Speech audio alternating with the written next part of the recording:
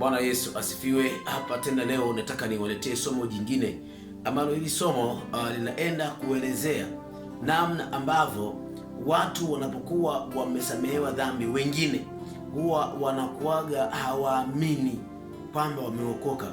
Unaweza kushangaa ikafika hatua mtu baada ya kuwa ametubu ukajikuta kwa bahati mbaya labda amedanganya au amefanya kosa kwa bahati mbaya, wengi huamua kujiona hawajaokoka kabisa. Mpaka wengine wapo ambao waliamua kurudia maisha ya dhambi kabisa, kwa sababu anaona mbona ametubu alafu tena amerudia kuongea uongo.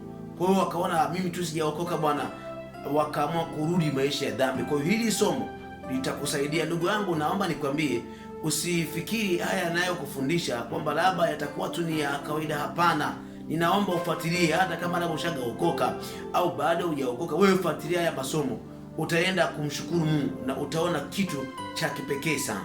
Basi karibu tufuatane pamoja na Mungu akubariki. Bwana Yesu Kristo asifiwe. Kama nilivyotangulia kueleza kwamba hapa kuna somo la muhimu sana ambalo nataka leo tena tujifunze. Ndugu yangu, nakuomba kabisa unifuatilie, kwa sababu haya ni masomo ambayo watu wamekuwa wanayakosa.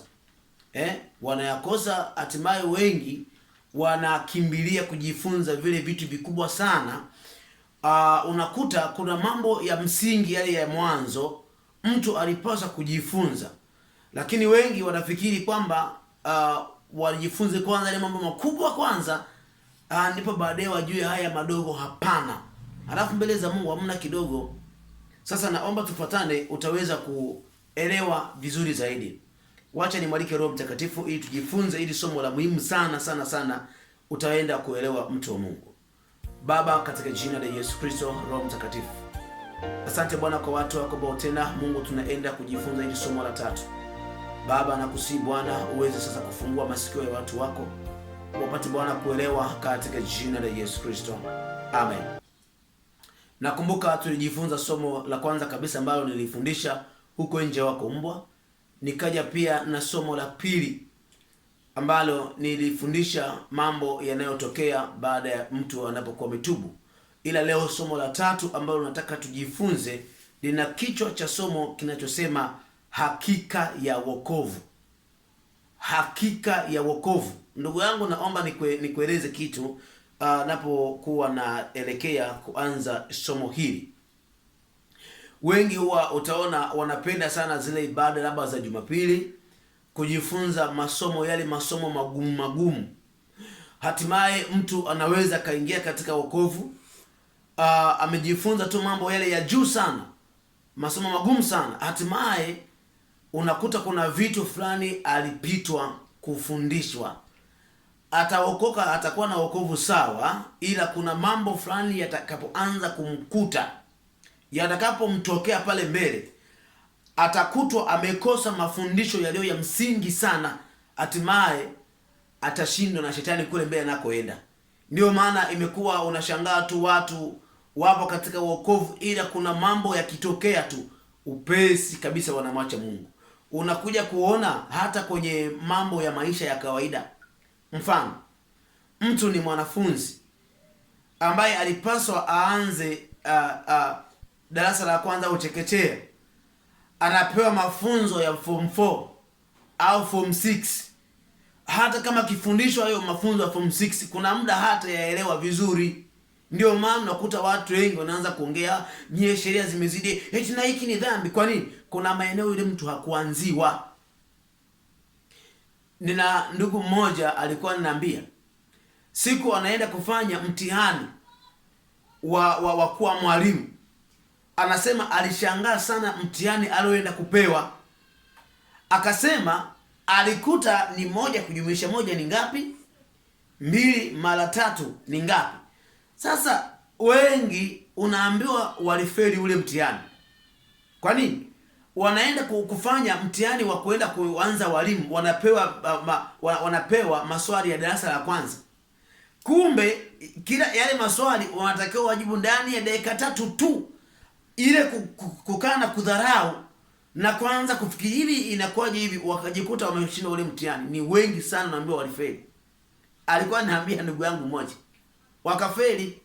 Kwa hiyo unaweza ukawa umeanzia vitu vya juu, ukipewa vya chini ukashindwa, au ukaanza vya chini tu lakini vya juu navyo hujajifunza ukashindwa. Kwa hiyo ninaomba tufuatane pamoja, utaenda kuelewa vizuri ni kwa nini tujifunze hakika ya wokovu.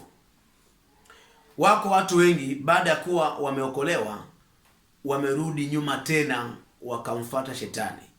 Kilichofanya wengi wamfuata shetani, wengi walikosa somo hili ambalo leo unajifunza sasa. Hebu angalia kwanza katika Timotheo wa kwanza ile sura ya 5 na ule mstari wa 15. Timotheo wa kwanza ile sura ya 5 na ule mstari sasa wa 15. Hapa maandiko yanasema, kwa maana wengine wamekwisha kugeuka na kumfuata shetani. Angalia, kumbe kuna waliogeuka, manake mpaka wanageuka kwanza walikuwa kwenye njia, tena kwenye njia ya kweli, ila baada ya kutoka kwenye ile njia ya kweli tena wameshageuka, wamemfuata shetani. Ni watu ambao waliokuwa wanakaa makanisani, ni watu ambao waliokuwa wameokoka, ni watu ambao walikuwa wanamjua Mungu. Ni kwa nini mpaka wanageuka na kumfuata shetani? Kuna sababu zinazotokea mpaka mtu anageuka na kumfuata shetani. Watu wengi wameokoka, ila wengi hawana uhakika kabisa kwamba wameokoka. Hawana uhakika. Ni kwa nini inatokea mtu anakosa kabisa uhakika wa kwamba yeye ameokoka? Iko hivi, unapokuwa tu umeokoka kwenye zile hatua za kwanza, kumbukeni nilisema kwamba mtu anapotubu dhambi na kuziacha mbele za Mungu huonekana huyu mtu ni mtoto mchanga. Na jambo la utoto uchanga sio jambo la miaka. Unaweza ukakaa kwenye kanisa miaka 5 na bado ukawa mchanga kiroho. Unaweza ukakaa kwenye kanisa miaka 4 na ukawa bado mchanga kiroho. Kwa wengi msijivunie miaka. Na miaka mingi kwenye wokovu, unaweza ukawa miaka mingi ila bado ukawa ni mtoto mchanga kiroho. Na ukumbuke kwamba hakuna mtoto anayeweza kuzaliwa leo na kuwa mtu mzima leo. Katika ile waraka wa pili wa Petro sasa ile sura ya 2 na ule mstari wa 2. Waraka wa pili wa Petro ile sura ya 2 na ule mstari wa 2. Ni waraka wa kwanza wa Petro ile sura ya 2 na ule mstari wa 2. Kama watoto wachanga waliozaliwa, sasa yatamanini maziwa ya akili yasiyogoshiwa, ili kwa hayo mpate kuukulia wokovu. Unapokuwa umeokoka, maziwa ya akili yasiyogoshiwa ni neno la Mungu ambalo halijachakachuliwa au halijachanganywa. Sasa wengi kuna mambo waga wanaanza kuyafanya wakiwa katika wokovu. Hatimaye shetani anaanza kuongea kwenye akili zao. Kwa mfano, unakuta mtu alikuwa ni mtukanaji au mtu alikuwa ni muongo. Anapokuwa amepokea neema ya wokovu, kiuhalisia ndani yake anakuwa kweli hatamani kabisa kufanya dhambi yoyote ile. Lakini kwa sababu alikuwa ana mazoea ya kutenda ile dhambi, pamoja na kwamba ametubu dhambi, yule mtu unajikuta anaanza tena kujisahau. Anapotokea amejisahau, anajikuta ametukana kwa bahati mbaya, au anajikuta amesema uongo, ndipo nafsi yake inaumia. Anaanza kuwaza, mbona mimi nimeshatubu? Na mbona mimi nimeambiwa nimeokoka? Hivi kweli watu waliookoka wanaweza kufanya kama haya niliyofanya mimi? Ndani yake sasa shetani huwa anaanza kuleta sauti, maneno. Hivi wewe umeokoka au unajidanganya mwenyewe? Hebu muangalie fulani. Shetani anakutizamisha mtu aliyesimama kwenye wokovu hata miaka 4, ambaye ameshajifunza kweli, amejua Biblia vizuri. Shetani anakuonyesha yule, hebu muangalia yule pale anavyofanya ni kama unavyofanya wewe. Muangalie yule anavyoongea ni kama unavyoongea wewe. Wewe hujaokoka. Akisha kwambia hivyo shetani kwenye akili zako, unajiona kweli wewe hujaokoka. Unaanza kuingia mawazo, hivi mimi kweli nimeokoka au najidanganya mwenyewe? Hivi kuna watu waliokoka wanaweza kutukana kama mimi? Hapana, mimi sijaokoka. Kama hivyo mimi tunaacha tu wokovu. Wengi wanaacha wokovu. Mwingine afika hatua anaweza kujikuta kabisa amerudia kufanya dhambi aliyoitubia. Hatimaye anajiona kabisa hajaokoka. Hapo shetani kwenye hilo jambo amewageuza wengi, na wengi wamemwacha Mungu. Na wengi wamekaa makanisani mpaka hawezi kuongea mimi nimeokoka. Kwani ni kwanza hana ujasiri. Nafsi yake inamshuhudia, anajiona yeye hajaokoka kabisa. Sasa kukosa hakika ya wokovu inamfanya huyu mtu anaishi maisha ya dhambi kabisa, akiona yeye tu hajaokoka. Kwa wacha tu aendelee na maisha yake ya kawaida, hata kama anaingia kanisani. Kwa wengi walikosa hili somo ya hakika ya wokovu, ndiyo maana imewafanya sasa wamekuwa ni watenda dhambi, na huku wako makanisani mpaka anafika hatua ya kwenda motoni kwa kuwa alikosa hakika ya wokovu. Ndugu wangu, naomba nikutoe mashaka, uelewe kabisa kwamba ile siku tu uliposema natubu dhambi kwa kumaanisha kuziacha, pale pale Mungu alikusamehe dhambi zako zote kabisa, na wala Mungu hakumbuki dhambi hata moja. Hakumbuki dhambi hata moja kabisa. Wengi wamekuwa wakidanganywa na shetani. Naomba uangalie, na nitakwambia ni kwa nini sasa pamoja na kutubu unajikuta unaweza kurudia ile dhambi ambayo uliyoitenda. Nitakwambia katika ile Zaburi sura ya 103 na ule mstari wa 12. Zaburi sura ya 103 na ule mstari wa 12, maandiko yanasema, kama mashariki ilivyo mbali na magharibi, ndivyo alivyoweka dhambi zetu mbali nasi. Mashariki na magharibi ni maeneo ambayo hayawezi kukutana kamwe. Kama hayawezi kukutana, maana yake dhambi zako wewe hazitaweza tena kuwa na wewe, kwa sababu Mungu amekutenga na zile dhambi ambazo ulikuwa unazifanya zamani. Sasa angalia pia katika Isaya ile sura ya 43 na ule mstari wa 25. Isaya 43:25, maandiko yanasema, mimi ndimi niyafutaye makosa yako kwa ajili yangu mwenyewe, wala sitazikumbuka dhambi zako. Yaani Mungu huwaga hakumbuki dhambi zako kabisa. Unapokuwa umeshatubu dhambi ukampokea Yesu, Mungu anasahau. Yaani kuanzia hapo anakuona tangu umezaliwa haujafanya dhambi hata moja. Hapo ndipo Mungu anapokuona wewe sasa ni mtakatifu. Kuna wengi mpaka wanaogopa kujiita watakatifu. Ndugu yangu, hata kama ulikuwa umezini juzi au jana, ila ukaokoka leo, Mungu anakuona ni mtakatifu. Ndio maana wale wahalifu pale msalabani, wale walikuwa ni wawili, yule mmoja alitubu pale pale.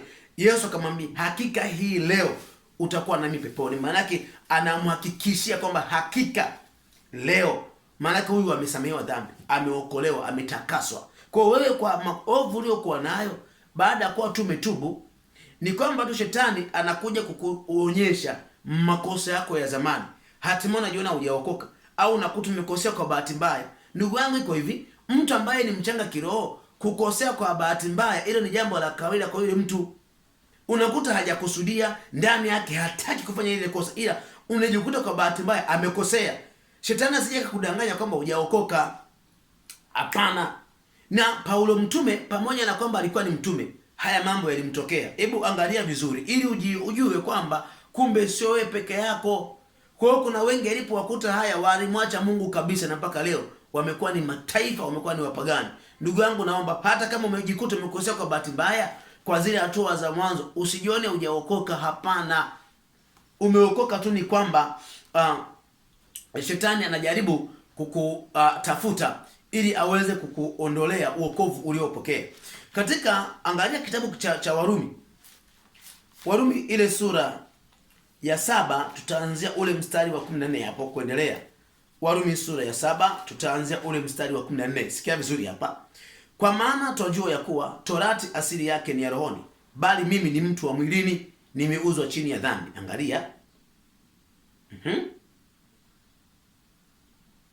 Maana sijui nifanyalo, kwa sababu lile nilipendalo silitendi, bali lile nilichukialo ndilo ninalolitenda. Unakuta mtu umeokoka, hautaki kabisa kuongea uongo, ili unashangaa kile ambacho ukitaki ndio unakifanya. Unajua, mimi nimeokoka kweli, mbona leo tu nimedanganya, mbona leo tu nimetukana, mimi tu sijaokoka. Hasa wengi wanajihukumu kupitia hapa. Angalia, lakini kama nikilitenda lile nisilolipenda, na ikiri ile sheria ya kuwa ni njema. Maana yake unakiri kwamba neno la Mungu kwako ni jema, ndio maana hutaki kufanya dhambi. Basi sasa si mimi nafsi yangu nayetenda hilo, bali ni ile dhambi ikaayo ndani yangu. Kumbe haya, tuendelee kidogo. Kwa maana najua ya kuwa ndani yangu, yaani ndani ya mwili wangu, halikai neno jema, lililo jema sipati.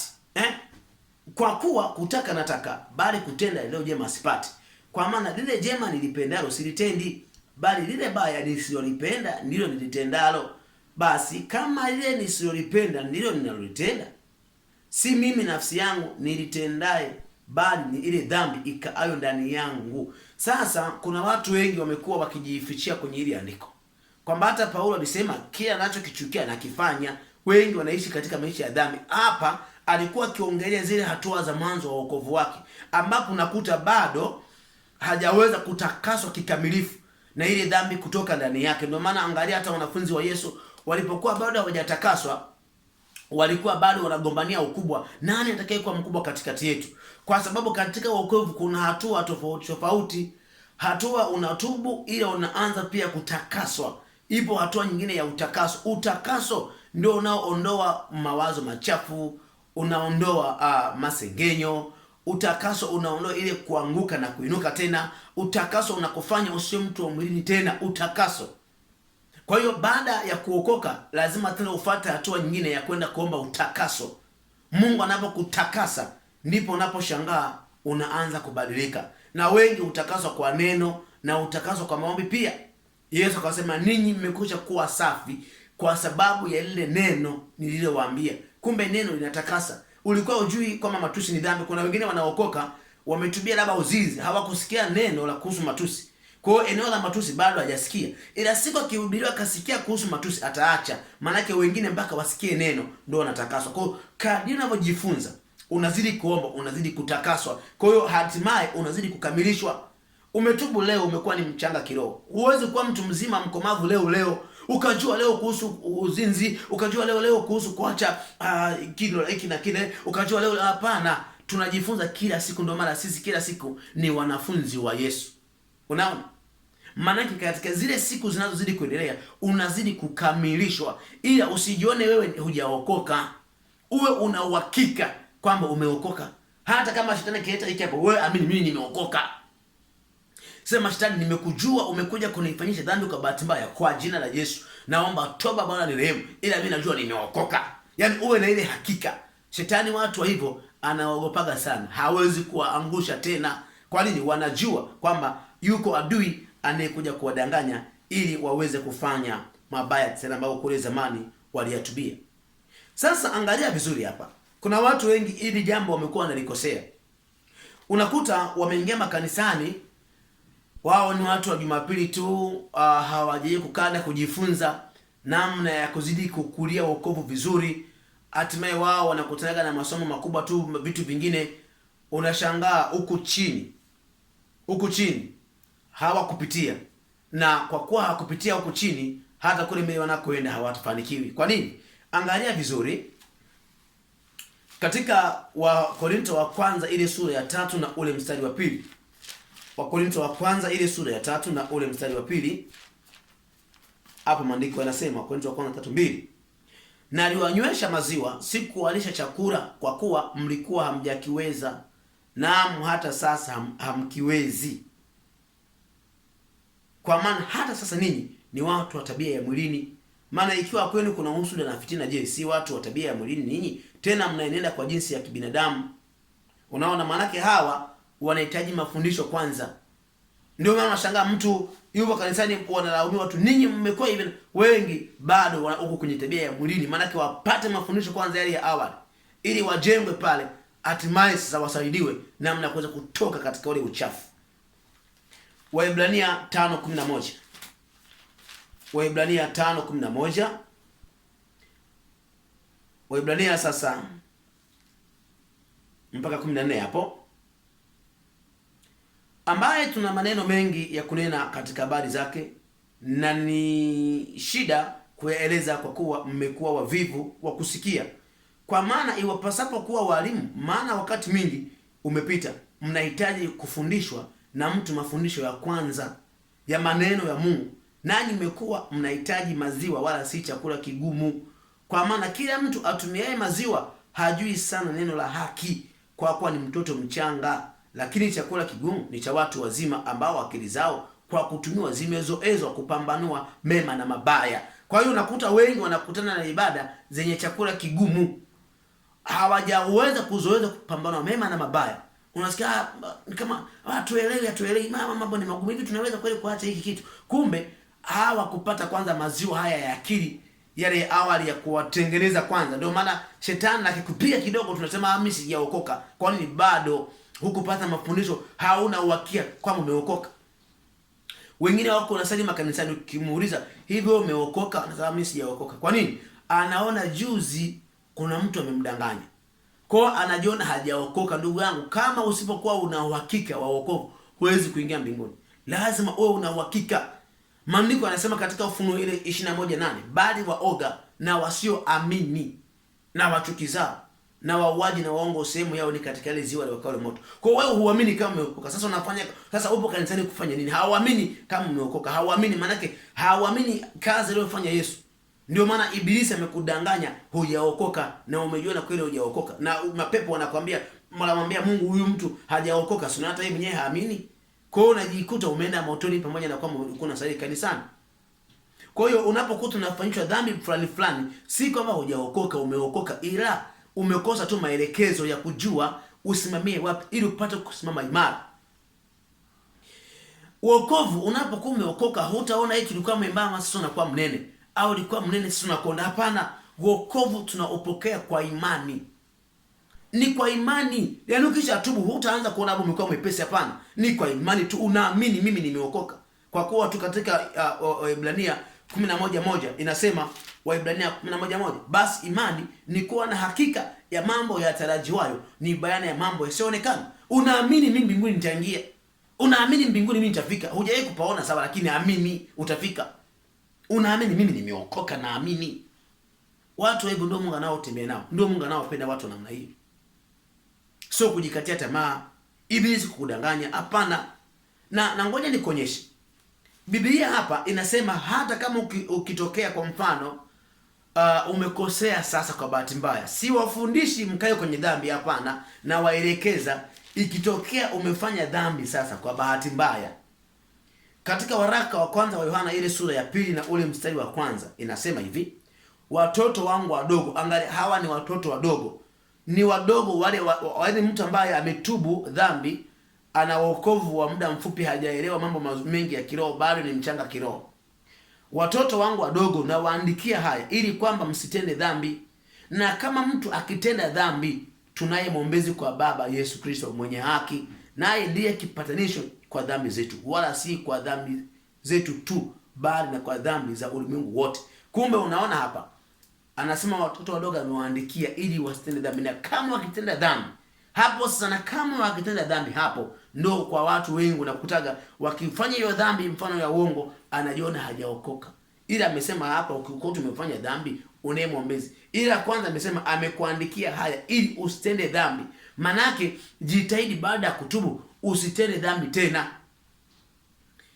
Mimi kuna kitu kimoja kinanisaidia sana. Leo nikupe siri uweze kuelewa. Ili usiweze kufanya dhambi maisha yako yote, ukiwa sehemu yoyote, ruhusu Biblia iwe kwenye uso wako. Yaani simaanishi eti utembee na Biblia hivi. Yaani neno la Mungu uliruhusu liweze kuwa ni mwamuzi wako. Unapotaka kuongea chochote, jaribu kuwaza Biblia inasemaje katika hiki ninachotaka kuongea. Ndio maana watu wepesi wa kuongea, shetani waga na wanasa sana. Ni wepesi kuongea kwenye dhambi. Ndio maana maandiko yanasema kwamba katika wingi wa maneno hapakosekani kuwa na uovu. Kwa nini? Unakuwa sio mtu wa kufikiria. Fikiria kwanza kabla ya kuongea. Unataka utende kitu gani? Unaona hapa wananijia marafiki, twende kunywa pombe. Wahuni, wanamuziki ya kidunia. Wewe unajiona wewe ushagatubu. Kabla ya kusema tunaenda pamoja, fikiria njia yao na yako ziko sawa. Wewe umetubu, wao hawajatubu. Kwa pale pale unagundua huyu ni shetani. Wewe waambie ndugu zangu, mimi nimeshaokoka. Wala usione aibu. Shetani anawadanganya watu wasiweze wana uhakika wa kuongea mbele za watu. Ongea kwa watu, mimi nimeokoka, jitangaze. Kazini kwako jitangaze. Shuleni kwako jitangaze. Mtaani jitangaze, nimeokoka. Kuwa na ujasiri wa kuongea. Yale maneno yanafanya hata watu wakuheshimu. Nikwambia hata mabinti wengi wanaotongozwa na wanaume hovyo, ndani yao wanakuwa wana uhakika kwamba wameokoka. Kijana anakuja pale, binti hivi unaanza unaoma kucha mwanamke, wewe bado huna uhakika wa wokovu wako. Mabinti majasiri akifika mwanaume kumsemesha ujinga, akamwambia wewe kaka, samahani, mimi nimeokoka. Mimi sio watu kama wana watafuta, katafuta watu wengine, sio mimi. Pale pale wanaume wanakosaga nguvu. Yaani mwanaume yote ukimjibu hivyo, anajua kumbe hawa walokole sio kuchezea. Lakini umeanza kuuma kucha, najua ni wale wale. Kwa mtu aliyeokoka, aliyetubu, ambaye ana hakika ya wokovu, hata ficha kuongea kwa watu mimi nimeokoka. Wewe ongea. Ukishaongea hivyo, ndipo napozima nguvu za shetani. Hawezi kuwa na nguvu juu yako tena. Kwa hiyo kuanzia leo, kiri kwenye kinywa chako, mimi nimeokoka. Unakumbushwa maovu yako ya zamani. Wewe unafikiri Mungu amekusamehe wewe? Ulivyokuwa mzinzi hivyo, ulivyokuwa unaiba vitu vya watu, unafikiri Mungu amekusamehe? Ile mimba uliotoa Mungu hajakusamehe wewe bado. Wewe hujasamehewa wewe. Yale ni mawazo ambayo shetani huyavumishaga na kuyaleta kwenye akili za watu. Ile akiwadisia pale ni shetani anayeongea na wewe. Kila mtu aliyeokoka huwa kuna sauti tatu. Kwanza kuna sauti ya Mungu, pili kuna sauti yake yeye mwenyewe, na tatu kuna sauti ya shetani mwenyewe. Kwa hiyo shetani akija, usifikirie eti atakao mimi shetani nimekuja. Unaona, unawaza wewe mwenyewe. Ila lile wazo ukija kuliangalia, mbona linapingana na maneno ya Mungu, ndio unajua kumbe ni shetani. Isaya ile sura ya 65 na ule mstari wa 2. Isaya sasa sura ya 65 na ule mstari wa 2. Nitazameni, mchana kutwa nimewanyoshea mikono yangu watu walioasi, watu waendao katika njia isiyo njema, wakifuata mawazo yao wenyewe. Unaona? Unafuata mawazo yako mwenyewe. Kumbe kwenye mawazo yako yuko shetani. Hata watu wanaojiua, ndani linakuja wazo jinyonge, jiue. Ni shetani anaongea kwenye akili zako. Kwa hiyo ukisikia sauti imeongea hivyo, ruhusu sauti ya Mungu ianze kuongea ndani yako. Maandiko yamesema usiue. Unaona? Limekuja wazo ua. Wewe unamjibu shetani. Mungu amesema usiue. Kwa hiyo unashangaa umempinga ibilisi kwa neno. Ndio maana wengi kinachofanyaga wasisimame na Mungu, neno la Mungu wengi hawasomi, hawaruhusu neno la Mungu liwatawale. Kama umejaa sana neno, ndio maana unapokuwa umeokoka, soma sana Biblia. Katika kusoma Biblia utajua haki zako ni zipi, utajua kwamba kumbe mapenzi ya Mungu ni hivi, hapo utamshinda shetani. Kwa wengi wanarudi nyuma, wanakosa neno, wanakosa uhakika kwamba wamesamehewa, wanakumbusha maovu waliofanya, au wanatendeshwa dhambi kwa bahati mbaya. Tendeshwa dhambi. Sema mtu aliyeokoka uruhusiwi kufanya dhambi kwa makusudi. Eti sasa nimeshajua kumbe hata hapa nikitukana haina shida. Sijakufundisha kufanya dhambi. Ila ukikosea kwa bahati mbaya, rudi katubu, ila kiwarisia wewe umeokoka. Na Mungu anakujua, na ukifa unaenda mbinguni. Cha msingi tu kuwa mwepesi wa kuomba rehema, na uwe mwepesi wa kufikiria kabla ya kuongea jambo au kabla ya kutenda jambo. Mungu akubariki sana. Mpaka hapo umejifunza nini?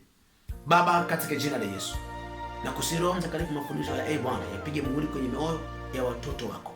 Shetani asije akayaiba na kuyaondoa katikati yao. Mungu, wape neema, tukutane tena kwenye nafasi kwenye somo la 4. Wape neema watoto wako Bwana, katika jina la Yesu Kristo. Amen. Liko somo jingine la 4 ambalo litaendelea. Naomba tuzidi kufuatana pamoja, na Mungu wa mbinguni akubariki sana.